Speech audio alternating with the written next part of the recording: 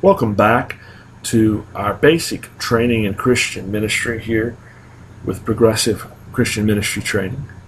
Last week we talked about our calling as ministers and how the ministry of a ministry leader, whether it's a pastor or a Sunday school teacher, doesn't happen in a vacuum, but it grows out of a calling.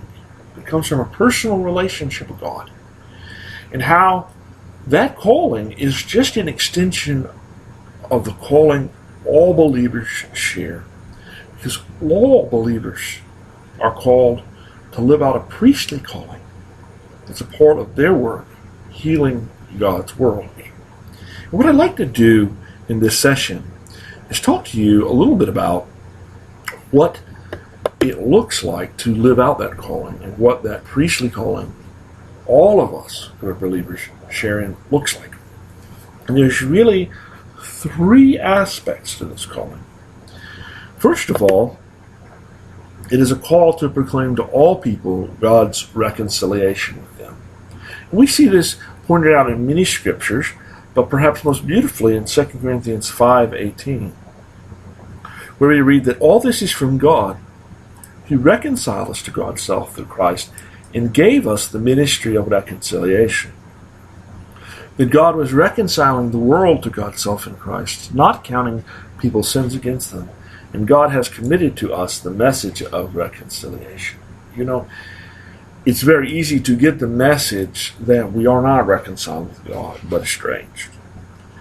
And for many people, life is living, believing God is against them. This was the case for Reverend Troy Perry, one of the first great gay civil rights activists and the founder of the Metropolitan Community Churches, the first Christian movement that openly embraced and accepted gay people. There was a time when he was so overcome with the shame and the loss that he felt as a gay man who lost his family, his pastor, his church, and was just pushed down by a society that taught gay people that they were worthless, that he slit his own wrists, ready to die. And it didn't happen. God had a different plan for Troy. And as he came to in the hospital where his roommate had brought him, Troy had an experience where he felt that God spoke to him and let Troy know, I love you, Troy. And that God showed Troy that God loved, embraced, and accepted Troy just as he was, not despite the fact Troy was a gay man, but precisely because he was the man God created him to be. And out of that experience, Troy was set free from shame and the guilt and the self-hatred that had been there with him. And he felt the sense of call to reach out to others who had been told God didn't love them and let them know, no, God already loves you, God already accepts you, God already embraces you. You see, at the heart of our call as Christians is to understand and accept for ourselves that in Christ we already are accepted, forgiven, and embraced. That God already looks at us with the eyes of love and speaks over us what he spoke over Jesus. The Father spoke over Jesus, that you are the child whom I love. You. And in you, I already am well pleased. That message is the heart of what we do. And just as it set Troy free, it sets others free to hear that, to understand it and embrace it. And part of what you need to ask yourself is, how have you had others bring that message to you? Some of them did it with words, some of it did it just through acting as you're worth something. How do you do that every day? And who are people around you, groups of people in your community that may be walking around not knowing the love God has for them, believing maybe that God views them as worthless, believing that there is no peace with God? You can be that voice, bringing to them the message of God's peace, God's love, God's embrace, and their place in God's family. And you doing that individually is a part of living the priestly calling, but you doing that in an organized way can be a part of your ministry. The next thing that is a part of our priestly calling as believers, and that needs to be a part of any calling to ministry you have, is to incarnate God's realm or reign. And incarnate's a big 50-cent word. And if you've ever heard of chili con carne, it will make more sense. Chili con carne is chili with meat. And so to incarnate is to make with meat or with flesh on. So it's to make God's realm or kingdom so that it has flesh and skin and bones on, so that it is felt and experienced here in this world. Jesus talked about this. This is probably his main topic in his preaching in the Gospels. Although he talked about reconciliation with God, he more talked about the fact that the kingdom or realm of God has come near, as he does in Mark 1. And in fact, Jesus goes so far as to encourage us to pray, your kingdom or your reign come to God. Your reign come, your will be done on earth as in heaven. So our Christian life is in part about making God's realm, God's reign, God's kingdom or queendom come and be felt here in this world, in this sphere of influence that we have. In any ministry that is going to be faithful to the calling of Christ on us will be the same. What does that mean? What does it look like? Well, in the Scriptures, God's realm or reign is pictured as a community of shalom. It's a Hebrew word that has the sense of peace and the sense of fairness in all relationships. We'd say justice. So peace and justice, peace with justice, but also a creative community where constantly new things are being created and produced. Revelation talks about new songs being sung, and also of life-giving power.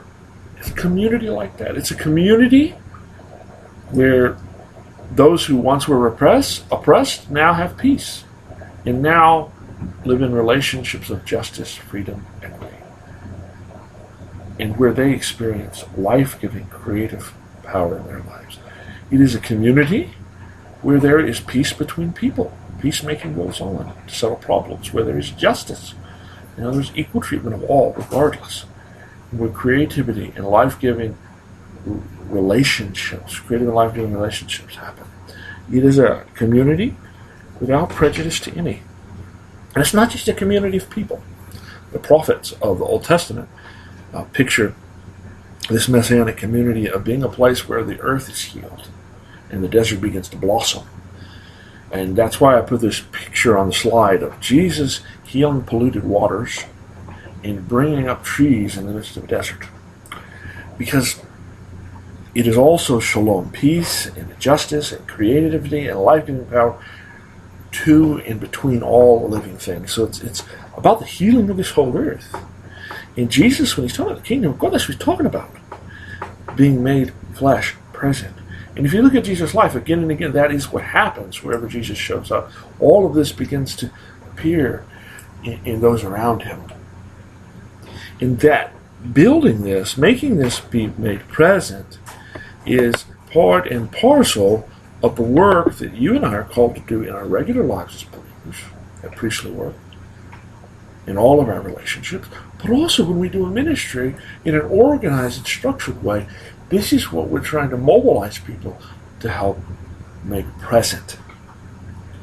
And anything that you do in ministry can help create this sort of community. Some modern images for this. Desmond Tutu talks about this, calling it God's dream, the dream God's trying to make a reality in this world. In his book, God Has a Dream for You. Martin Luther King talks about this as in terms of a dream as well, but also, if you listen to his sermons, in terms of beloved community. A community where people of all backgrounds will sit down at the table of brotherhood and break bread together. In my own current ministry that I serve as one of the pastors in Diversity in Faith, we talk about it in terms of healing our world. We say our mission is in part to and welcome all without prejudice to join us in healing our world. So we're called through our individual lives, that's our individual priestly calling, to be an agent of healing in our world, but also through the ministries we organize, to make this beloved community, this realm or reign of God, break forth in ways that can be felt and seen. A final aspect of our priestly calling is to invite people to become student followers of Jesus. We see this in Matthew 28, where Jesus says to the disciples, "Go and make disciples of all nations, teaching them to obey all I have commanded you." A lot of times this is used as a verse to talk about converting people from one religion to the other. But it's not really about religion in the way we think about it. Because the word disciple means student follower, to be a student of what Jesus taught and try to follow it in his footsteps. And a lot of people convert to Christianity and never do that. A lot of people here, they have peace with God and embrace that, but they never live out that peace in a way that they really study Jesus' words and begin to follow them. And there are, in fact, people who are not Christians who do that. Mahatma Gandhi is an example of that. He studied deeply the teachings of Jesus, fell in love with them, but remained a Hindu. And he told Christians, I love your Jesus, but I really don't like your Christianity. In fact, he went on to say that a portfly is what passes as Christianity in his day and age, in the British Empire, is a negation of the Sermon on the Mount. And he saw how people would use their Christianity to justify disobeying Jesus' teachings by oppressing other people, by crushing the Hindu people in India where he lived. And he said he didn't want any part of that. He could follow Jesus better as a Hindu.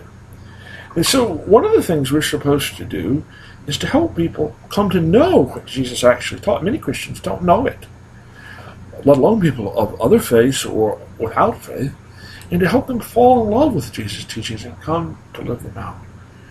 But of course, we're going to hope that a lot of the people that do that are Christians. As Christians, we should be committed to following Jesus. But there might be people who don't become a Christian and are confined in their own faith tradition or without finding faith for themselves, who also begin to see the value of Jesus' teachings. And as we open people's eyes to how Jesus' teachings apply today, we live out this calling to help people become student followers of Jesus. So how do we live out a priestly calling? Well, in your life, these three works need to be going on. And as you're called to a ministry, it will be about you using your gifts, your talents, to invite all to experience reconciliation with God, to help make present God's realm and reign, that healing realm of God in your sphere of influence, and to help inspire and invite others to become student followers of Jesus. Student followers of Jesus. So, as we go, here are questions to consider. And I put pictures of Dietrich Bonhoeffer and Dorothy Day, two examples of people who in very different ways lived out this calling. One a layperson and one a pastor. And what I want you to ask yourself are, what are others around you doing that live out these callings? You will see people who have examples you can emulate and learn from. Also, how are you already doing these things? Some of these things you're already doing in your life, just living a Christian life. You've not paid attention to it. But as you pay attention to what you're doing and the impact it's making, that can be a signpost for what God's calling you to do in a more focused way. Finally, what are ways these callings are not completely fulfilled where you are? There might be people in your community who are getting the message God does not love and embrace them. You need to find out, no, he does. There might be ways in your community there still isn't that peace, that justice, that life-giving power and creativity between people or with the earth that you can help be a part of. And as you answer that and the question, what are ways you can help be, you're going to be able to get a glimpse, a glimmer of what you're being called to do in ministry. And as you do it, as you embark and continue in that journey, you'll be blessed to see how God uses you to help heal this world.